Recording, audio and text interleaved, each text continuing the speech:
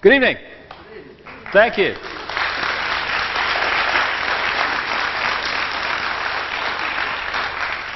What a lovely theatre, isn't it? They don't build them like this anymore. Some of them are like those they put in, glorified industrial estates and stuff like that. Don't have the feel of a place like this, and it's a great asset to Liverpool. Nice to be here again.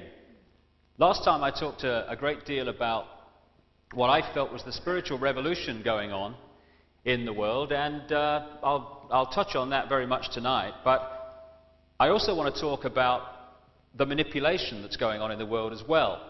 A manipulation that wants to keep from us this spiritual knowledge and also wants to turn us into little more than robots that only think in ways that this manipulation wants us to think. I found it kind of an interesting analogy when you look at some of these contraptions you get in laboratories. You know when the scientists get a mouse and they put the mouse in a glass tube and it walks along the glass tube, and every now and again it gets the option of going left or right down another tube. Now the mouse thinks it's free. It thinks it can make its own decisions on where it's really going. But the parameters set for it are very, very limited. So it is, as I'll talk about this evening, with the human race. We are persuaded that we are free, so we don't rebel. The fact is, we live in a subtle but very powerful global tyranny which we can emerge from. But only A, if we know what's going on, and B, if we're willing to stand up and do something about it. That combination will bring it to an end. Anything but that combination will see it go further along the road to controlling our lives. This evening's going to be kind of many parts. I'm going to talk for, an hour or so in the first half, and then we'll have a little break, and then I'll talk a bit about UFOs and stuff in the second half, and then we'll take some questions. But I want to first of all just touch on some of the things that I've kind of begun to appreciate because of what's happened to me about how easy people accept what they are fed as reality without saying, hold a minute, what do I think about what I'm being told? So many things have been written and said about me in the last 3 to 4 years that are so far from the truth, it beggars belief. And yet all the time, even all these years on, I still walk down the street and some people laugh at me or laugh at me and my children. And I don't mind people doing that, but they're not laughing at me for what I am. They're laughing at this guy who looks a bit like me, has got the same name apparently, that I keep reading about from time to time, but is about as far from me as it's possible to be. That's the person they're laughing at, the image projected out, not the real person, which they don't know.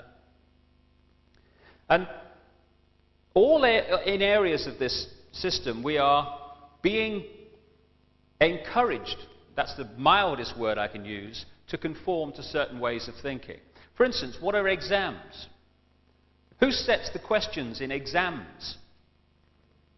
The status quo does.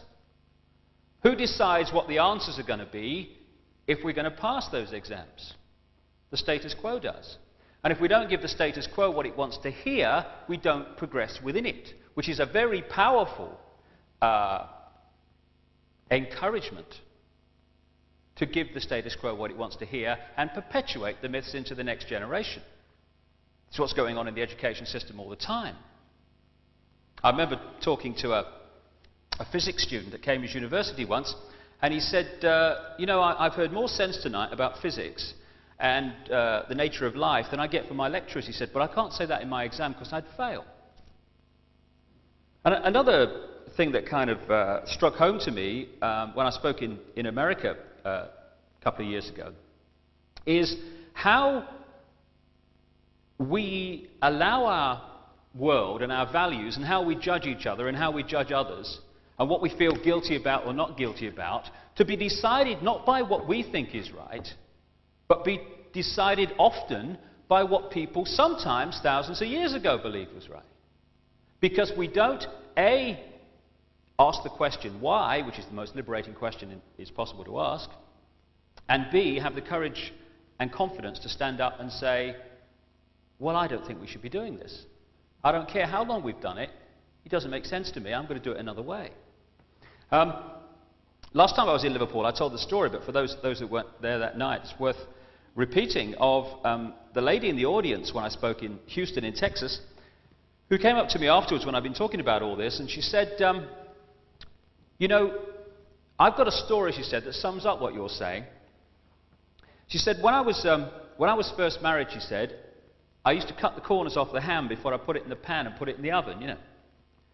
She said, and one day my husband came up to me and said, why do you do that? She said, I don't know, my mother used to do it, what's it matter, you know. So he said, well, why did your mother cut the corners off the ham before she put it in the pan? She said, I don't know, my mother, she just did it, what's it matter? He said, call your mother and ask her why she cut the corners off the ham. So she calls her mother and she said, Mum, you know when I was a girl and you used to cut the corners off the ham, and why did you do that? Her mother said, because my pan was never big enough. And if you kind of look at the world in general from the perspective of that simple tale, you can see that so much that we accept as conventional wisdom is merely existing for the want of the word why and the courage to say, well, I'm going to do it another way.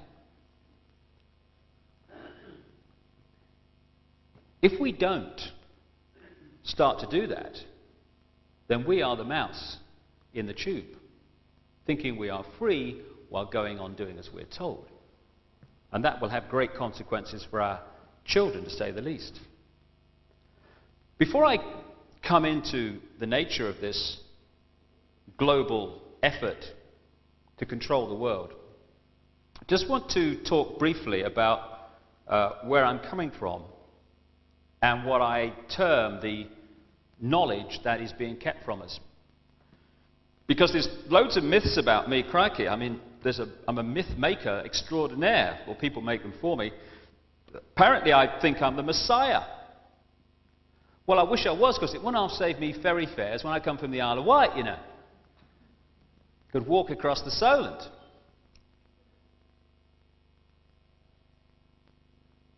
I've apparently discovered religion, which is really strange that I've written 6 books challenging the imposition of dogmatic religion and describing it as one of the greatest forms of mind control known to the human race. What I'm actually suggesting, and it's no more than what I believe and what increasing numbers of people believe, increasingly open-minded scientists too, challenges both the conventional views of who we are and what we're doing here. We're kind of offered the choice of believing that there is some judgmental God saying, you have sinned and you shall be punished. And that after one life on this planet, this guy judges whether we go to heaven or hell forever.